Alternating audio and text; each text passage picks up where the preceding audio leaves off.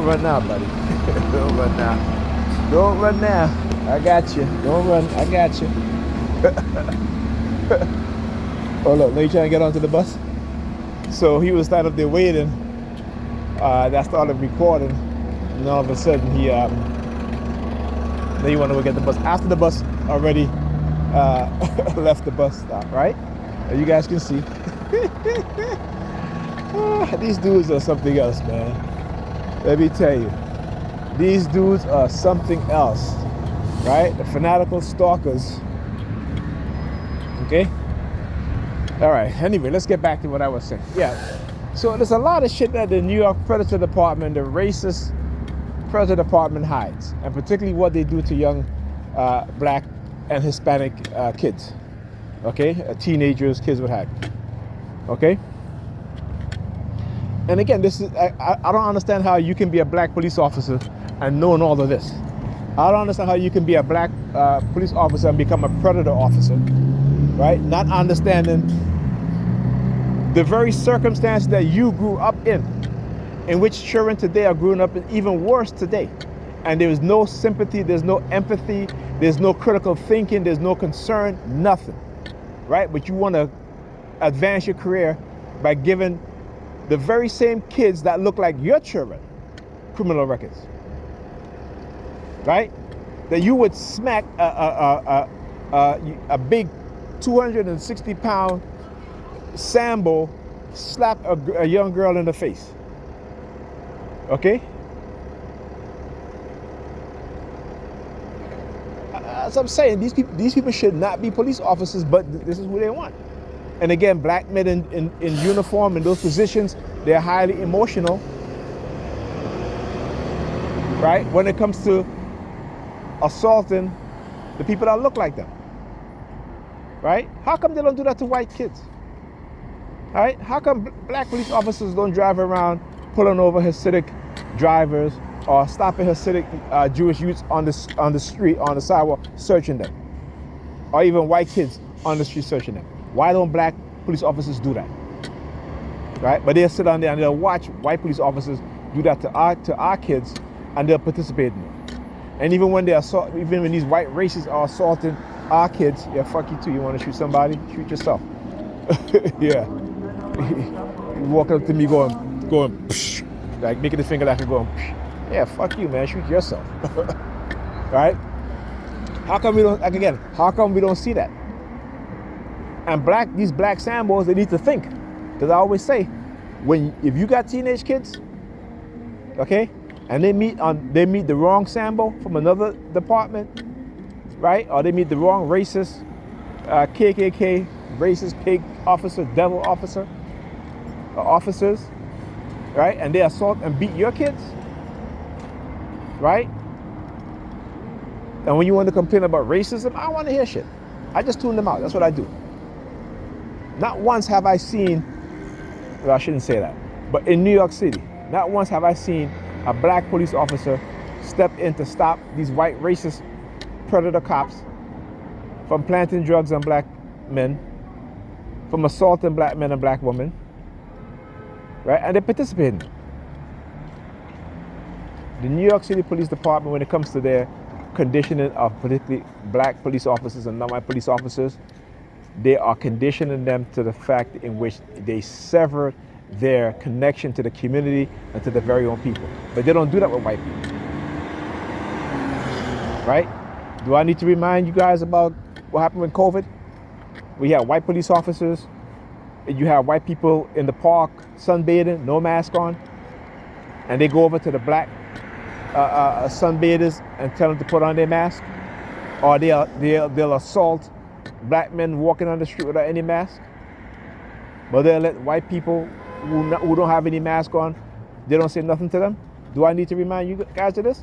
And again, I never say things just to say it. It don't come out of my mouth unless I know. I don't believe, I know.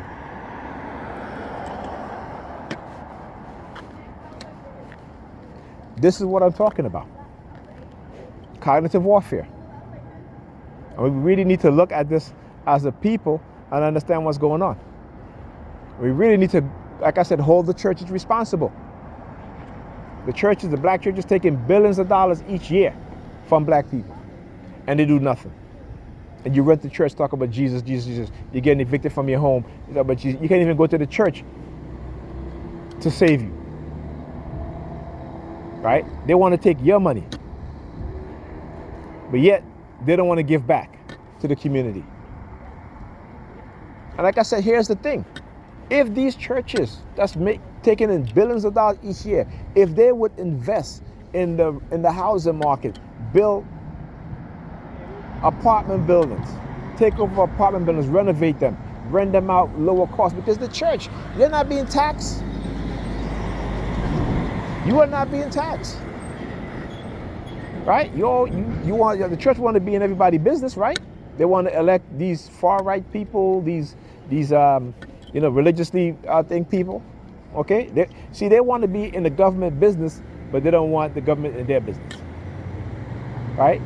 And when you tell them about separation between church and state, they tell you that's not what it means. That's exactly what it means. It means the state is going to stay out of the church business, and the church is going to stay out of the state business. But they have blurred the line because they have put their own people in government to change the laws. And as black people in the black community, we need to hold these churches responsible. Hold them responsible. Right? And like I said, here's the thing. They want to take your money when they can do things, right? They can create jobs, they can create, like what they used to do in the past.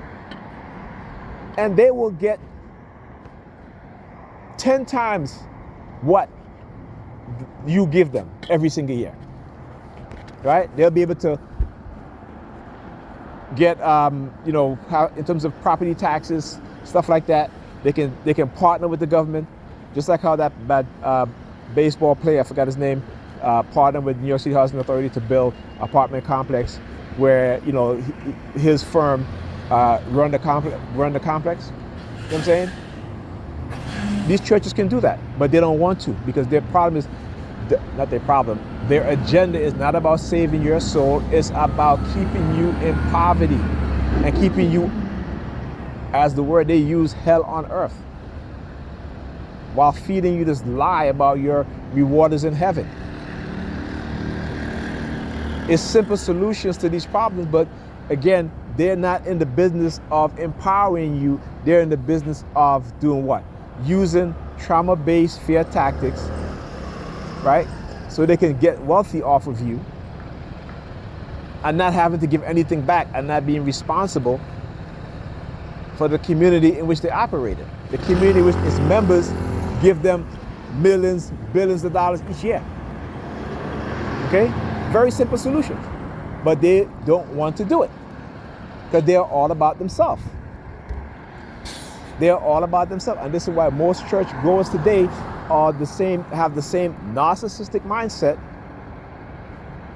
that these pastors do. Right? They don't want you to be happy. And particularly if you are moving away from their religion, because they understand that that is a loss of revenue for them, okay? They will ostracize you like you've never seen. This is the retaliatory mindset. Just like these predator police department across America, these predator officers, they have a retaliatory mentality. Okay? The Hispanic cop that blew the whistle on these so-called cards that were given out, what have you, they retaliated against him. They got him fired. Right? Okay, like I said, they enforce laws when they deemed it necessary. Right? They enforce laws against who they don't like. Right? They enforce laws based on their biases and their racism. Right? They make up laws that don't exist. They make up policies that don't exist. Right? They create gangs within the police department, and they hunt and they prey on black men in particular, and black boys, but also black women and Hispanic males, particularly the darker complexion Hispanic males. All right? A lot of gray cars tonight. All right, I've just been looking. Like I said, I can always tell when they start using a lot of gray cars. See another one. There's a few. I might have noticed a few, quite a few since I've been standing here. Right? So again, the gray theme.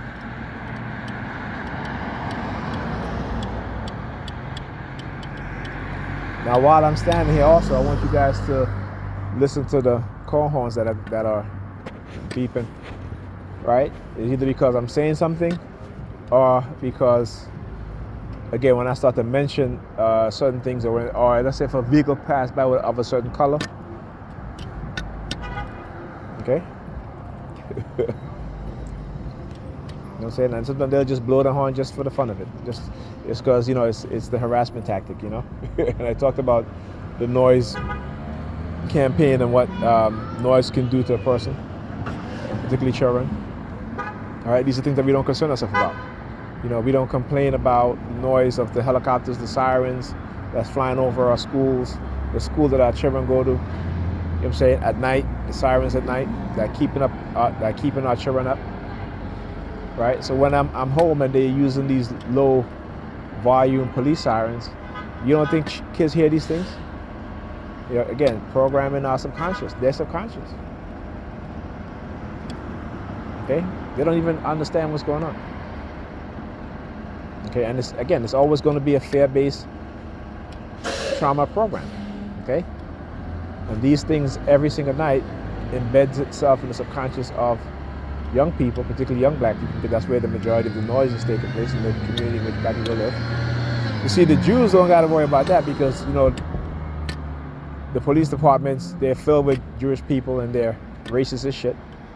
That's why, like I show you see them with their neighborhood watch vehicle that look like police vehicles with the sirens and all this stuff, right? I always say, why don't black people have that? Right? Why don't we have that? Okay? And if we tried, what happened? Did they deny us that opportunity? You know what I'm saying?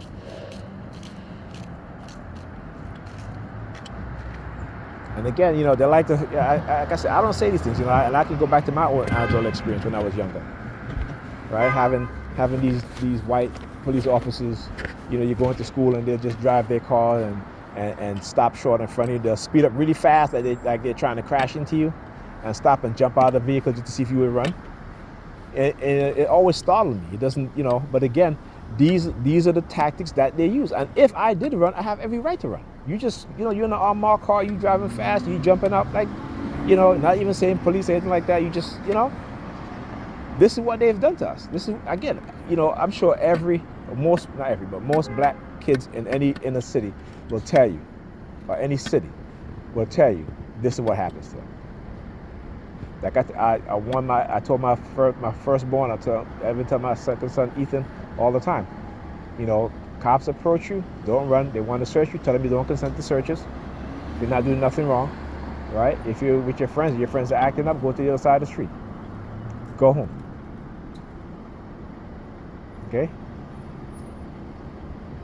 So you don't say nothing to them. They want to ask you for your ID, tell them you don't have to give them your ID. You didn't do anything wrong. I teach my kids the law. And this is what we have to do as black people. Teach our kids the law. We're always in this, if they stop you, give me ideas. I'm like, y'all are so damn stupid. How many times have you seen cops plant drugs on young black people? When are we going to learn? Right? So I'd rather him fight and stand up for his rights than to allow him to do that. What you guys think?